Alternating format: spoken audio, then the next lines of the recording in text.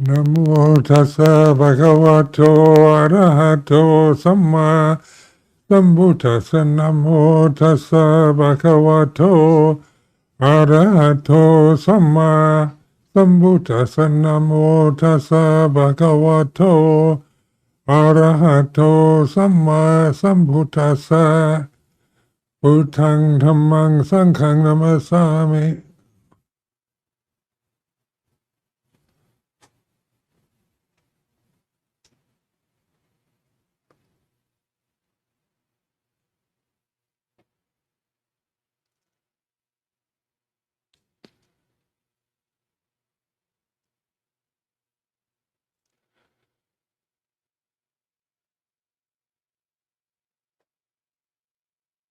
So our real abidance is in the silence, which is natural, space and silence. So then this reflection for today is taking the witness position. And a witness is not a judge, so it's not to criticize anything, but to be aware of it the way it is right now in this present moment. So in the Thai forest tradition, we learn from Luang Por Chah and various other Ajahns, the Puto, the witness, when we take refuge in Buddha, Dhamma and Sangha, this can be just a ceremonial, traditional form that we use. But when we take refuge, this is my version anyway, is being a witness, being the Buddha, the Puto, aware of the Dhamma, because in this traditional form, Pali Buddhism, the Buddha knows the Dhamma. And the Sangha is those who practice in this proper way. So the witness then is suddenly the word Buddha and Puto become something much more practical than just concepts that we read about or regard in terms of historical Buddhas and how we might use that word in belief. Do you believe in Buddha, or you don't believe in Buddha? But taking refuge in awareness, that's the Buddha position, the witness of the Dhamma, the way things are. So then when we say Bhutang Saranang Gacchami, I take refuge in the Buddha, what is, and practically, what does that mean right now for any of us? Is, the practical version is the witness position to the way things are, the Dhamma. And the Dhamma, all conditions are impermanent. Sape sankhara anicca, all conditions are impermanent. That's without exception. So it's a statement, not a dogma, to be reflected upon from the Buddhist position, the Buddha position. So then this is the right practice. This is what Sangha really amounts to. It's not just a bhikkhu Sangha or however you want to use that word. It's one who's practicing rightly or properly. So these three refuges, the English word refuge is you go to a refuge to feel safe, a safe place to be. So when we take refuge in Buddha Dhamma Sangha, then this can be merely ceremonial, as it oftentimes is in our lives, or when we reflect on it, what does it really mean? How practical is it? Do we believe in Buddha Dhamma Sangha, or Can we just believe that's just Buddhist Thai tradition and dismiss it? We have different attitudes towards ceremonies or Theravada Buddhism. These opinions and views or prejudices or biases can be witnessed to. So it's not that you have to believe in Buddha, Dhamma, Sangha as your refuge. That's not the point of this reflection. But how to use those terms, they're words in themselves, coming from ancient Indian language, Pali language.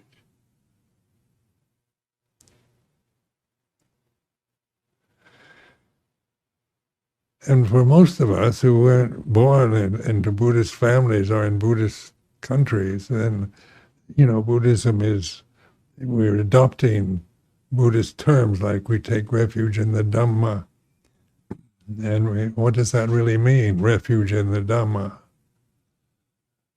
And then we try to translate that as absolute reality, ultimate reality. We have to use superlative English words to convey the Dhamma.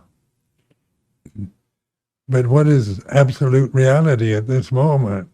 Ultimate reality right now. And this is where you take the position of the witness, the Bhutto.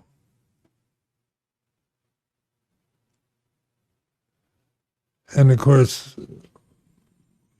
when you hear these kind of talks, your mind goes blank. What is, when I say, what is Bhutto practically right now at this very moment for all of us? And then notice how one's mind goes quite empty because you're trying to think and figure it out in terms of words, concepts again. Absolute reality is about as good as you can get in English translations, but still, they're just empty words. What is ultimate reality or absolute reality at this moment? And then we think these are very high concepts, and we see Dhamma as something very high up. So we think we identify with our bodies completely, and so we see all kinds of, our critical mind, it registers all kinds of problems, defects, weaknesses, mistakes, personal problems, emotional problems, physical problems, psychological problems. We see ourselves always as physical forms with problems. There's something wrong with us. We've got to solve these problems. And all this are words in the present moment. If you see yourself as someone who's unenlightened, unaware, with a lot of personal problems, then that what is that right now in the present moment in terms of Dhamma? And taking the witness position means that you're a witness to what you're thinking. If you really believe yourself as someone with a lot of problems, then you're witness to that. Those are views you have about your personality, your physical appearance, yourself as a personality, and then we can always find fault with the conditioned realm that we identify with. There's plenty to go wrong in it. The conditioned realm, the dualistic realm, good and evil, right and wrong, true and false. There's, it shifts from good to bad to right to wrong, and easily these words convey, the best and the worst. But the reality of here and now It's not about the best. You're feeling at your best or your worst. It's like this. So the worst, if you're feeling the worst at this moment, it's like this. And that's a witnessing. You're witnessing it the way it is as you experience it in the present moment. But your refuge is in the witness, not in the view that you feel bad or terrible. So taking refuge in the Buddha then is a good reminder. You know, what is that? What is that? How do we do that? And how practical is it if you don't know what the Buddha really is, or you still believe Buddha is a body, is a historical figure, or is a Buddha Rupa, a figure of the Buddha? Then we project the word Buddha onto historical images or foreign objects and think of Buddha as as some ideal form. So then the Buddha isn't really have a form. It's awareness here and now that's available to all of us. So then I emphasize taking a stand with this witnessing position, taking a stand with something is trusting what, in awareness that right now, whatever you're feeling, physically, emotionally, you didn't ask for. This is what happens in various situations when conditions come together, you feel like this. So you're not creating anything, like the present moment. The present moment is the way it is. It's like this. And then that recognizing Dhamma is the way things are. The conditioned realm that we identify with is impermanent. And that's its true nature. It can't be any other way. We can say just the bodies that we have, once they're born, they just grow up and get older. And there's no way to stop that. There's nothing wrong with it. It's not that it should be otherwise, but it's, we suffer when we want it to not get old, not to get sick, not to die. Then we create suffering because we're no longer witnessing the way it is. We're just judging, according to what we want, desire of these physical forms.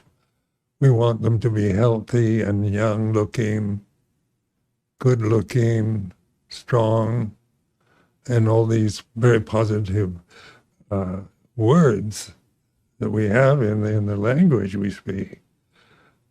We don't want them to be ugly and weak and sickly and frail and disabled and like that. So there's what we want, what we don't want. But the way it is isn't about wanting, it's not wanting it to be the way it is, but this is where you trust and abide in this awareness, the witness position in the present. And it's a very strong position if you really trust it. So using this word trust, is more, it's learning to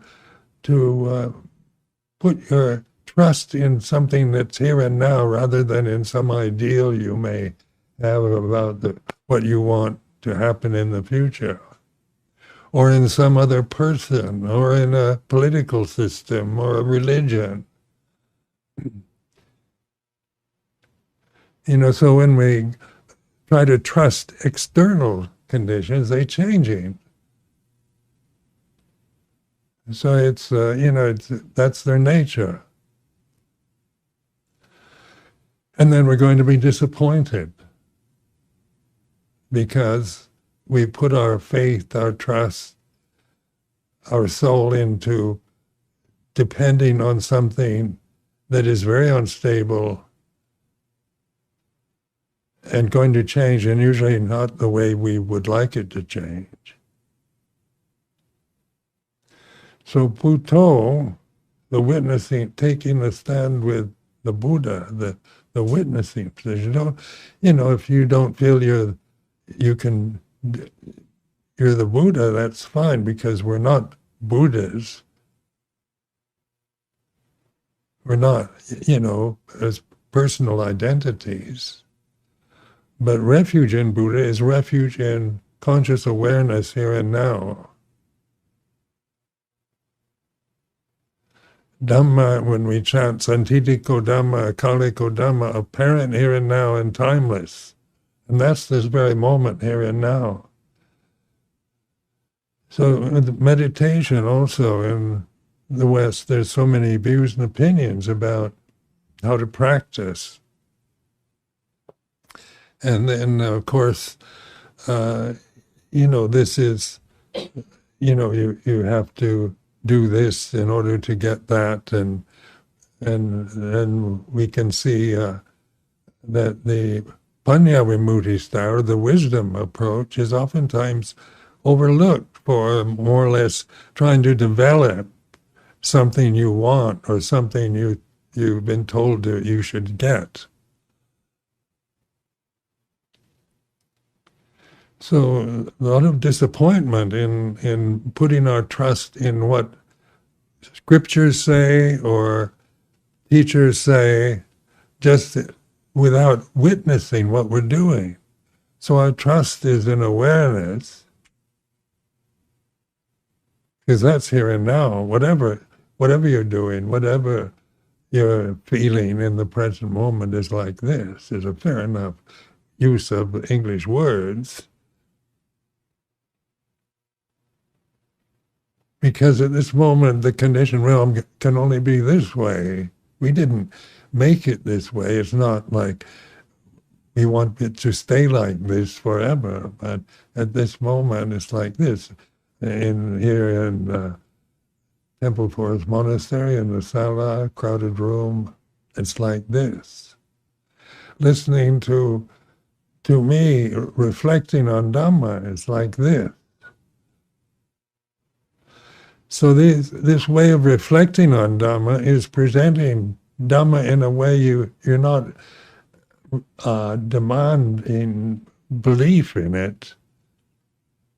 It's not like we're trying to convert you to being Buddhists or convince you to become monks or nuns, but it is a way of giving forth directions which are very useful and very realistic in terms of what we call Buddhism, Theravada Buddhism, Pali Buddhism.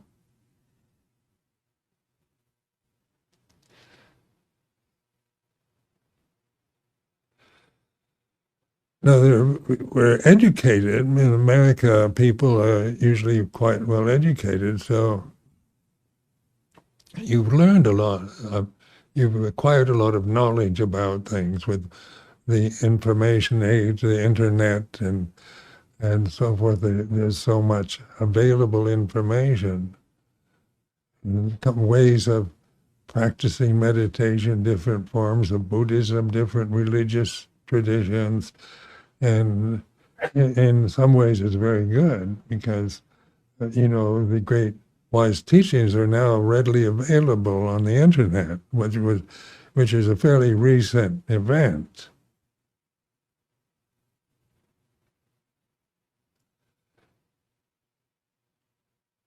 But when we talk about the gradual approach or the instantaneous realization, then we become confused. We think it has to be gradual, and the instant, seems impossible from the personal way of thinking. Immediate enlightenment here and now seems impossible according to a way we've been conditioned to think. about religion, about Buddhism. And the gradual approach is oftentimes very personal, like have you attained samadhi, and you've got to get jhanas, you've got to develop these qualities, the paramitas, and so forth. So the kind of emphasis on acquiring virtues and high levels of concentration are usually taken very personally. And I remember when I was a layman in Bangkok, I lived in Bangkok for 6 months before I ordained, and the Buddhist, the expatriate Buddhist group in Bangkok at the time had so many views and opinions about who is an enlightened teacher, who isn't. And oftentimes Thai people thought because I was educated that I should study Abhidhamma. So I went to an Abhidhamma class at one of the main temples in Bangkok with a teacher who was giving talks in English. And it just presented me with more vocabulary. And I spent many years being educated, learning more words, more concepts, and reading so much about Buddhism from different traditions that the last thing I wanted was just more vocabulary. So then the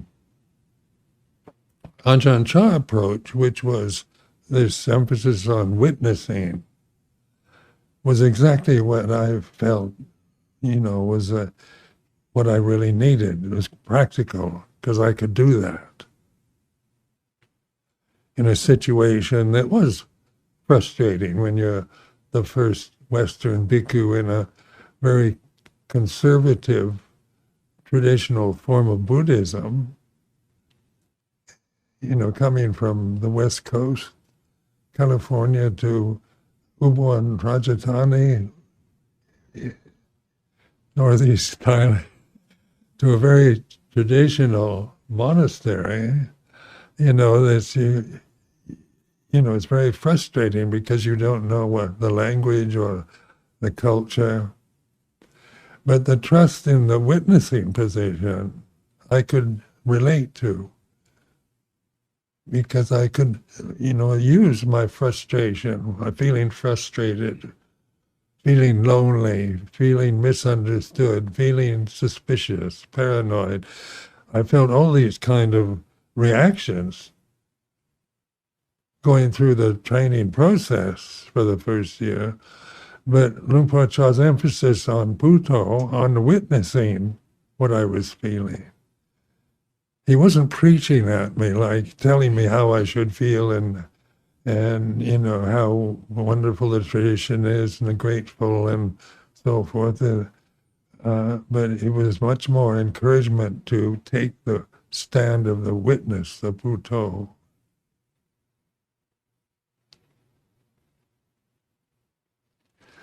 So frustration or paranoia is like this. Suddenly I had a way of looking and accepting what I was feeling without trying to do anything about it. Where my personality was very much based on Western psychology, where you've got to fix it. If you're feeling paranoid, there's something wrong with you. The normal person isn't paranoid. And on like that, so you form views about what a normal human being is, and then you feel abnormal, and that can be witnessed to. Feeling abnormal is like this. Suddenly you're letting go of what you're feeling. You're not trying to get rid of it, but you're not making a problem about it. You're not adding to it, proliferating with it, like I should be grateful, I should be, have appreciation for this ancient tradition and all the shoulds that I already, acquired because it's natural for me to know how I should feel, and such a fine teacher and a kind of impeccable tradition as I witnessed at Wat Pah Pong. So I knew how I should feel as an ideal, as a bhikkhu, as a student, as a disciple. But I didn't always feel that way. And so the witnessing position is not critical, not saying you should feel a certain way all the time, but feeling is like this, experience here and now, whatever you're experiencing at this moment can only be the way it is. And you rest in and abide in the Puto, in the awareness of it, rather than trying to change it or judge it or suppress it or just follow it.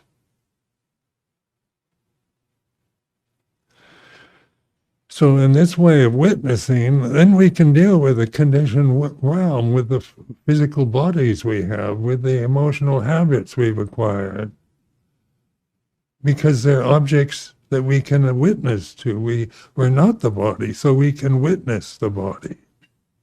We're not the emotions we're feeling of love and hate, like or dislike, but we're the witness, the Puto, the witness to love and hate. Attachment to views. We have strong views about what's politically right and what's politically wrong, or about religion, about class, about race, about gender. All these views, we can, these are views that we cling to. We can actually witness them. They are the way they are. It's not about right view as something that is words and attitudes that are permanently right. The right view is a static thing. But right view, samadhi, right understanding, is the witnessing, seeing that all conditions, all phenomena, everything is impermanent. And we're witnessing impermanence rather than trying to change it or make it go the way we want or try to destroy it. So when we do this, when we take the Puto position of witnessing, it's impersonal. It's not like Ajahn Sumedho's witnessing the present moment, even though that's the way it might seem. But witnessing is impersonal because it's conscious awareness, which is not something that you create. It's not cultural. It's not religious. It's natural. It's Dhamma. The reality of here and now. These conditions that we're experiencing this moment are changing. And so the Puto position is witnessing the Dhamma, the changingness of conditioned phenomena. And of course, rather than spending our time always looking outward to the season is changing, is getting towards autumn, and time is changing, and things are changing, climate is changing, everything's changing. And when we take that personally, then we'd like to have a kind of permanent spring or, long summer days and short nights, or we have preferences that we're attached to. Not that they're right or wrong, but they're not Dhamma, they're just conditions that we create in our mind, that we cling to and hold to without knowing what we're doing. It becomes just, we're victims of habit.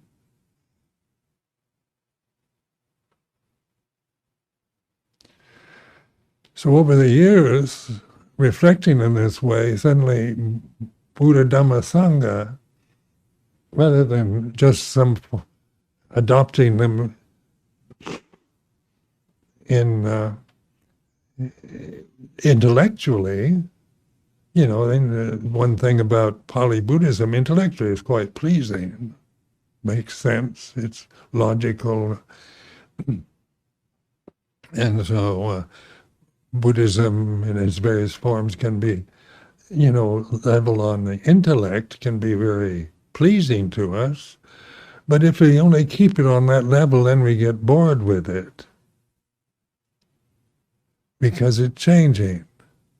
Or we see things, we go to monasteries, we meet different teachers, and we can find fault with them. So I lost my faith in Buddhism when I witnessed this monk smoking a cigarette or something like that. And people do that. They expect the monks to be living examples of Buddhas, perfected forms. So when we project onto religious traditions, all our ideals, we can delude ourselves a lot of the time, but then there are moments where we see things we don't agree with or don't like, and then we can lose faith. But trust isn't about faith, it's about trusting in Dhamma is awareness itself, which is always available. When we become disillusioned, it's like this. If I become disillusioned with something, I witness it. So I remember I became interested in Buddhism in the 1950s in Japan, and it was in Zen Buddhism. And then Alan Watts published the book, The Way of Zen, and so that was a bestseller at the time in 1955 or 56, and so I purchased that, and then I idolized Alan Watts as an enlightened master, and then I found out he was alcoholic. And then my faith in Alan Watts dropped. And so this is, and at the time I didn't have the wisdom to see what I was doing. And, I believed that if he was really enlightened, he couldn't possibly be alcoholic. So then, you can't trust him. He's a good speaker, very gifted speaker. You give him credit for that, but kind of in a patronizing way. And then you dismiss actually what he's actually pointing at in his writings, in his talks.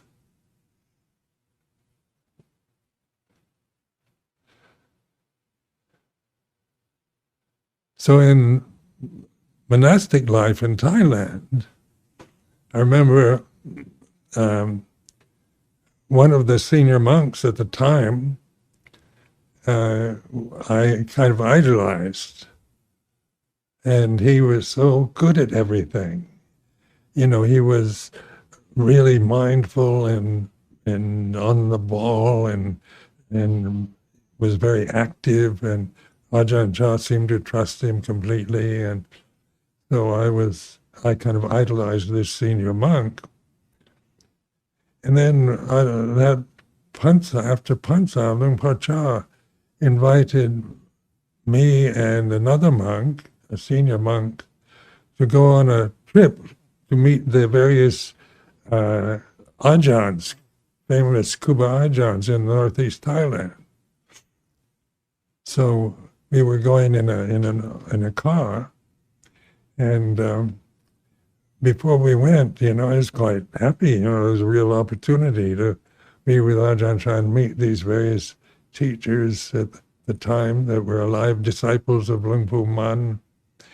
And but then I talked to this senior monk that I idolized, and he was jealous. And he said, I work hard for Ajahn Chah, and he doesn't invite me. And then I lost faith in this senior monk.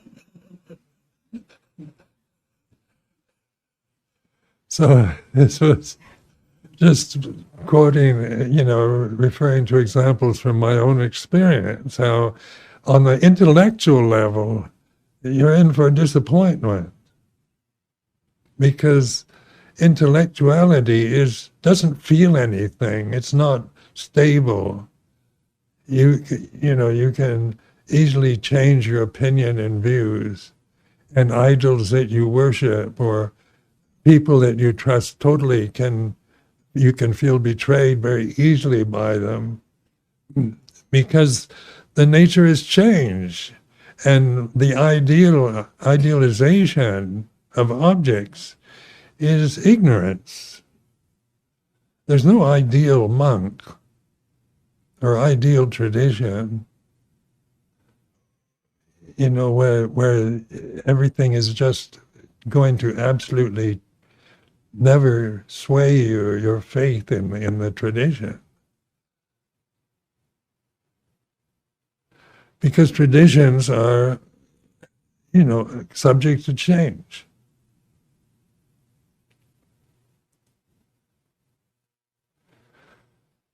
Or people we live with, when we're married, or our partners, or whatever our relationship is with others, can change.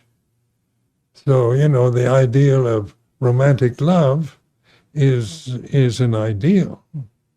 And it's very exciting when it happens, but it also changes.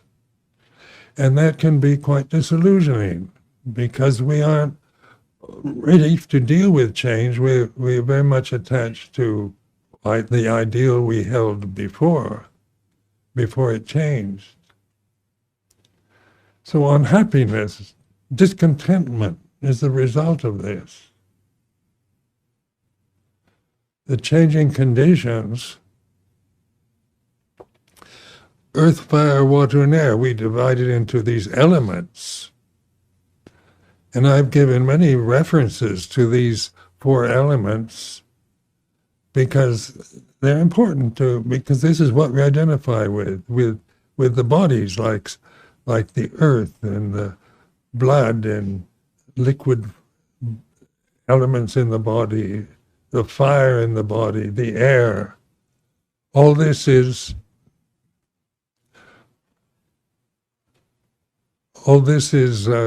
subject to change. The earth, fire, and water and air have no stability. That's what climate change is doing. It's changing according to conditions. It's supposed to change.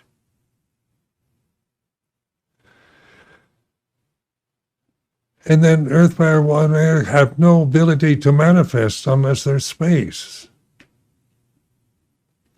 So space is here and now, isn't it? It's the apparent here and now space. When we look around, we see the space in the room, the space between people's bodies, the space that we see out the window, and it goes on and on like that. So for earth, fire, water, and air to manifest, they have to be in space.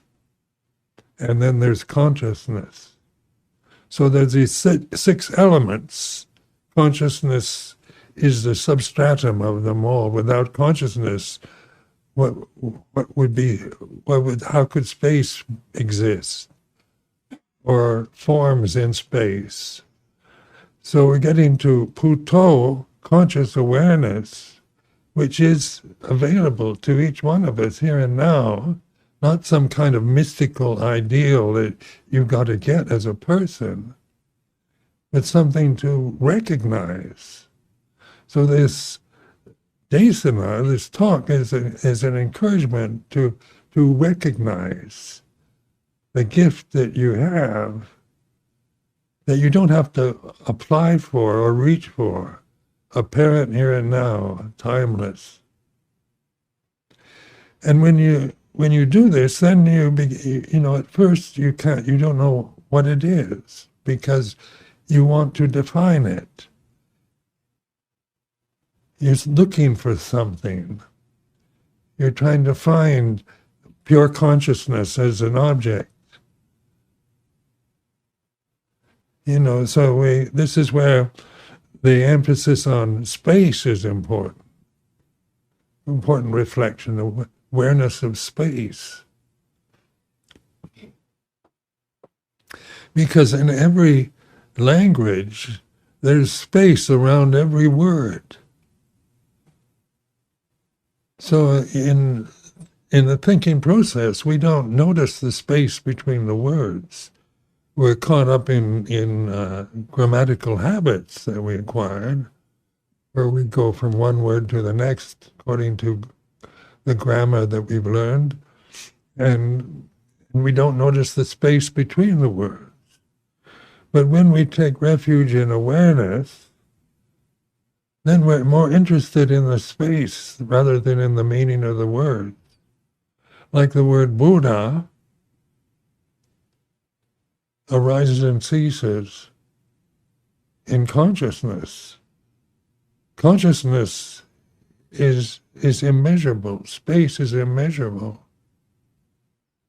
So one way to recognize pure conscious awareness is beginning to, rather than trying to find it or define it as some kind of imagined state that you have that you're not aware of, you give up trying to find it, searching for it, or wondering about it, or doubting it, by just observing the Puto position.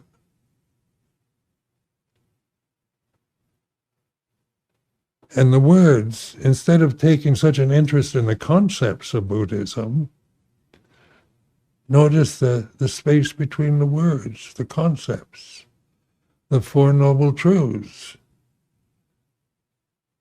Even the word "da" is in space, in consciousness. Space is in consciousness. The four elements, earth, fire, aware, are in space. Space is in consciousness, but it's consciousness that is our refuge. And when we refer to Buddha or Puto, that's what we mean. Conscious awareness here and now.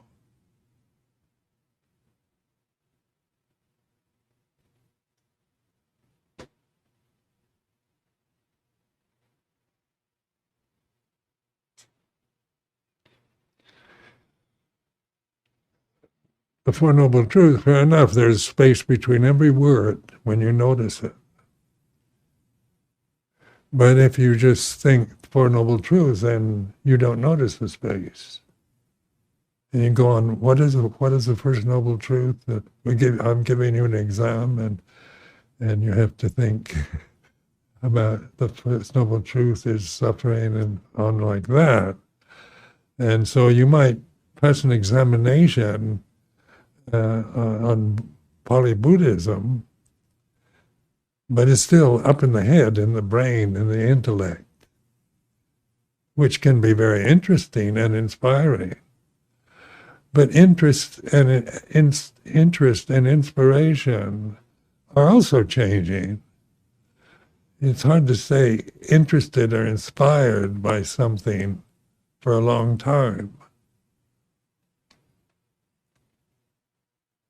So that's why they're inadequate as refuges, where oftentimes we want inspiration to make us feel good, like romantic love is inspiring, or feeling an inspiring teacher, or inspiring talk, or an inspired meditation, then that creates we want to feel inspired because it's a very pleasant feeling. But try to sustain inspiration. It's like sugar. It tastes good, but then after too much sugar, it doesn't taste good anymore. You become bored with it, fed up with it, lose interest.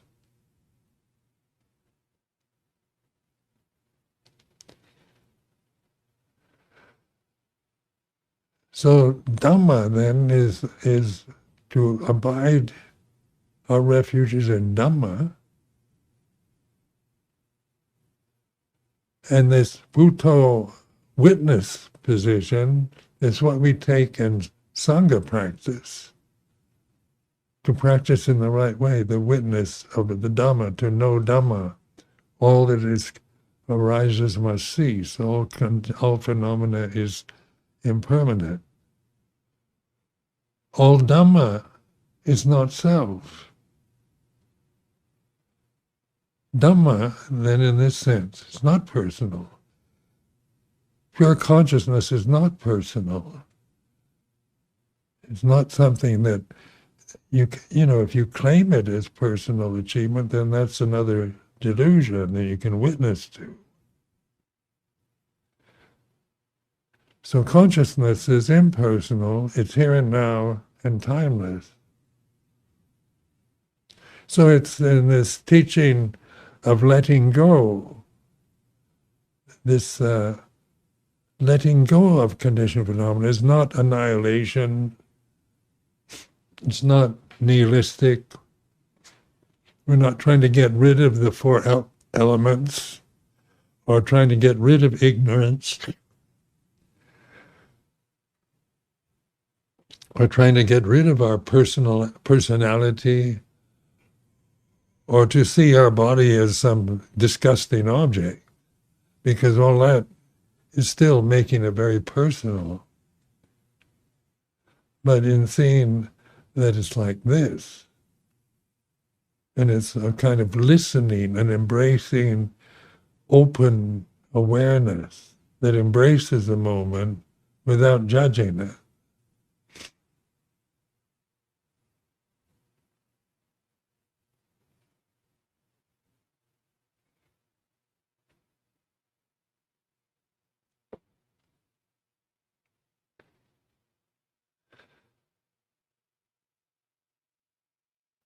So this encouragement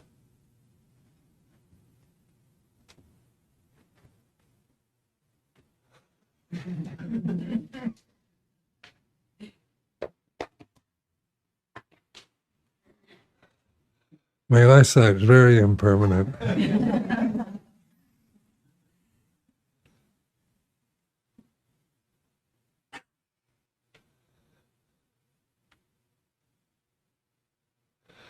So when we talk about preaching religion, I'm telling you what's right and wrong and what you should do and think. That's preaching. How I define the word preaching. You should keep the 5 precepts, you should be generous, and you should be mindful and do good and refrain from evil. It's all good preaching. Nothing wrong with it. But what is it? It's preaching, telling you that you're somebody who's got to do something to do the good things and refrain from doing the bad things is good advice. But then when we're in the Bhutto position, you know, the preaching we no longer need to be preached at, because we're trusting in awareness, which is knowing that all conditions are impermanent, all Dhamma is not self. This anatta teaching, non-self, ultimate reality is not personal. It's not a person. It doesn't have a form. But it's apparent here and now. And that's what you are. The here and now is the Dhamma. Because it's apparent, everyone here in the room is experiencing consciousness. It's not just me or the bhikkhus. Consciousness can't be found as an object, because that's what we are. Pure, unblemished consciousness is our true nature. And this human birth gives us the opportunity to reflect on that. You know, because we have animal bodies, we're mammals, we have this form of an animal, and we've got all the desires of an animal for procreating the species, for surviving, basic conditions of the human body, the same as the animal world. But then the gift of humanity is exemplified in the form of the Buddha, who pointed to the reality that we really are, rather than just an animal caught in the momentum of procreation and survival. We can actually observe the procreative tendencies of the urges of the human form, or the desire to survive, the fear that we oftentimes feel in life, because there's so much to fear on the conditioned realm. It's a fear realm, because it's about eating and surviving, and we need to eat other creatures. We need other creatures live on other creatures. It's all about survival of the fittest, procreating the species. And then we identify with that, with just the animal forms that we have, rather than reflecting on them. So the Buddha pointed the way to reflect on the way things are in terms of what we're experiencing through seeing, hearing, smelling, tasting, touching, thinking. This is a realm of feeling, like the intellect creates images of perfection. So we have, we grasp these beautiful images of how things should be. The perfect relationship, the perfect society, the utopian world is all a brilliant exercise in superlative thinking. But that's not the way things are. The conditioned realm is not a superlative. It's a never-changing, unstable conditioning that we're attaching to, and to see that the cause of suffering is not that the conditioned realm is the cause of suffering. It's attachment. Our attaching to what we're not, to the bodies we have, to the fears, to the desires, to the energies of the body that we feel, with the emotional habits we've acquired, with our cultural conditioning, social conditioning, this blind attachment without reflection, understanding the way it is. And that's the cause of suffering. So the insight is to let go, not to get rid of. So letting go is relaxing. Like a tight fist, how long can you sustain a tight fist? It creates tension, and you have to give effort. You've got to apply effort to hold it tight. And then the Buddha says, relax, and so you just relax it, because you don't get rid of the hand or blame the hand, but you begin to see that relaxed attention, relaxed awareness is right effort. Where in the Eightfold Path, we oftentimes wonder what right effort is. Samavayama, what is it? This is a common question that people ask. Because when we're concentrating on objects, we use a lot of effort.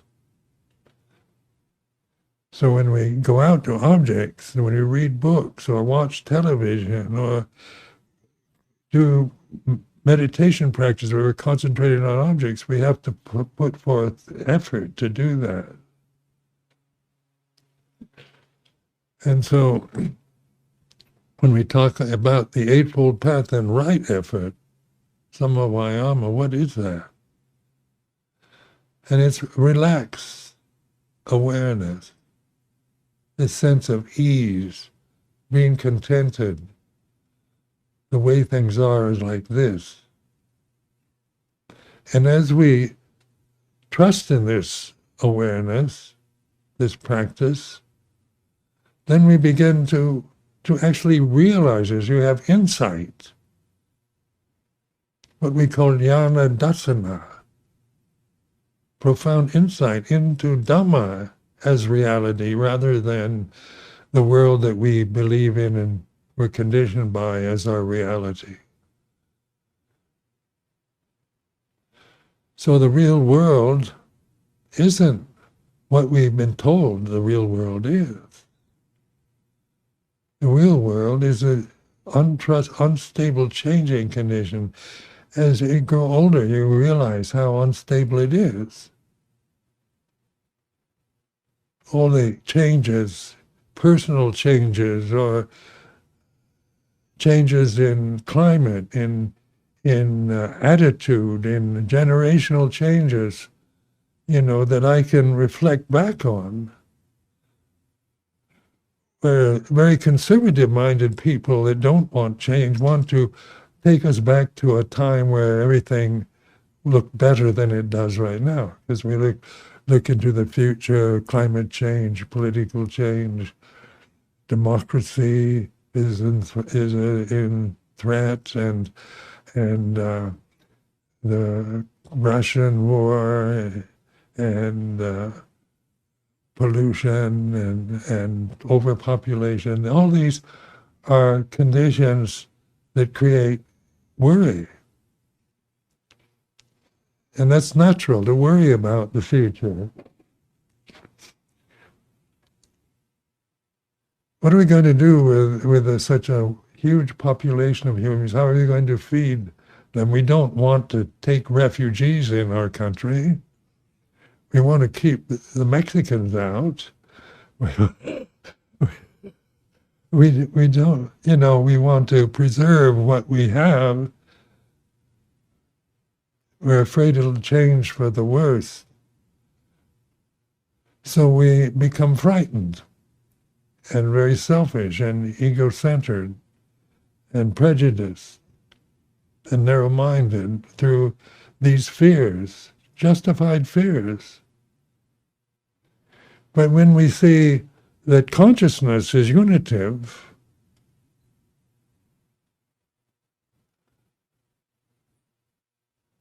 then we share the same consciousness as all the refugees, with everything, with the universe. Our refuge is totally perfect, but it includes everything and allows the changiness to be what it is as we trust in awareness. Then our lives, we have to learn from the way we are. You can't learn from the way I am or Ajahn Janto or somebody else. You've got to learn to be aware, just whatever you think of yourself, whatever you believe yourself to be, it's not to affirm it, but to recognize it is a view, an opinion. The beliefs you have, it's not that they're right or wrong, but they are beliefs. They're not Dhamma. And beliefs change.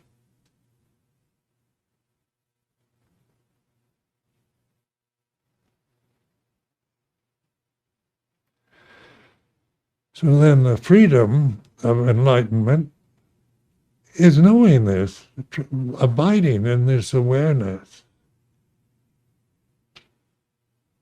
And it integrates, because it's here and now all the time, whatever the conditions are, then there's nothing to really do that you have to get, but to trust in awareness and use your life, your memories, your emotional habits, your physical condition as something to witness rather than to try to hold on to and identify with.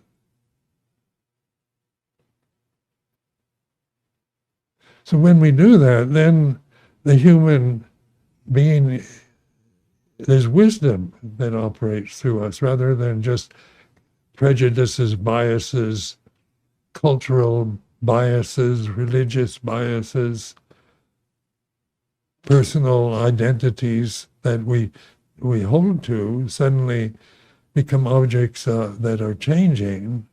And our real refuge is in what is a true refuge, the Dhamma, the deathless reality that we are here and now.